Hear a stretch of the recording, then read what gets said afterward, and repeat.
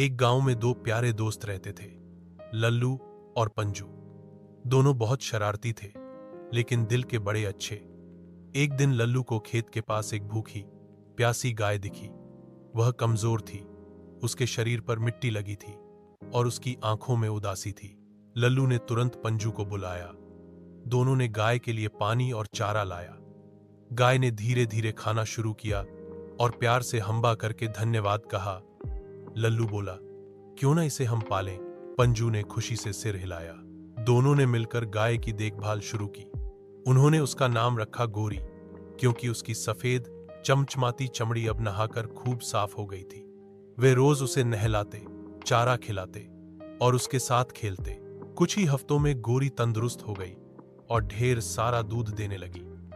लल्लू और पंजू ने उसका दूध गांव में बेचना शुरू किया। अब उनके पास अपनी कमाई थी। कभी खिलौने खरीदते, कभी मिठाई खाते, लेकिन सबसे ज्यादा खुशी उन्हें गोरी के साथ खेलने में मिलती थी। एक दिन गांव में मेला लगा। गोरी को भी सजा कर ले गए।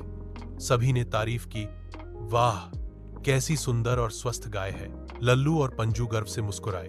कहानी की सीख, प्यार और देखभाल से कोई भी चीज बदली जा सकती है।